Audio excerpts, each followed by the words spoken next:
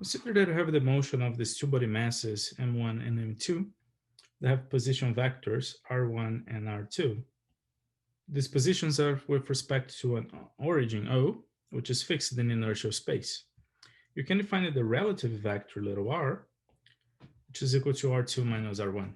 I'm going to use black font for vectors and blue font for scalars. The equation of motion for this vector is the second derivative of the vector plus mu times r over r cubed is equal to 0, where mu is the gravitational constant times the sum of the masses. When you want to solve motion, you look for constants of motion.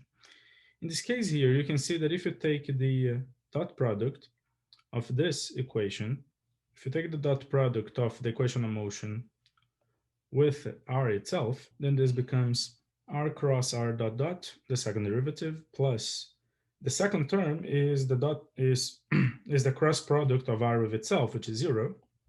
So what you have then is simply that r cross r dot dot is equal to 0, which is integrated directly to give that r cross r dot is equal to a constant vector.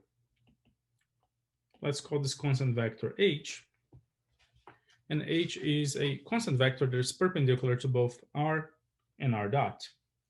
So the motion of m2 about m1 lies in a plane that is perpendicular to the direction that is defined by this vector h. This h is, of course, the angular momentum, and this equation is called the angular momentum integral. Now, if the motion lies in this plane, then it makes sense to write the motion in terms of cylindrical coordinates. You have that the radius vector then is equal to r and r hat. You can take the derivative of this. And then if you substitute this expression for r dot into the angular momentum integral, then you find that the angular momentum then is equal to r squared r dot in the direction of z, where z is the vector that is perpendicular to the plane of the orbit, pointing in the direction of the angular momentum. The fact that the angular momentum is constant allows you to solve this equation for the radius. Finding this equation here, the radius vector is equal to p over 1 plus e cosine of theta minus omega bar, where e, the eccentricity, is an amplitude, and omega bar is a phase. These are two constants of integration. P here is called the semilatus rectum and is equal to the square of the angular momentum over mu, and there are four possible geometries for this equation. In the case of a circular orbit, you have that the eccentricity is 0, the semilatus rectum is equal to the semi-major axis, and in terms of orbit, the energy is equal to the minimal energy that the orbit can have. For the ellipse, the eccentricity is between 0 and 1.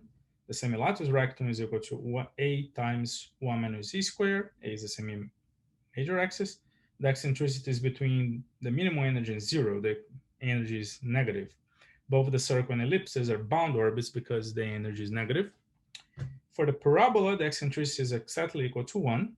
The semilatus rectum is equal to 2 to twice q, where q is the periastron distance. The energy is exactly 0 for the parabola, is the first unbound orbit. And the hyperbola, the eccentricity is bigger than 1.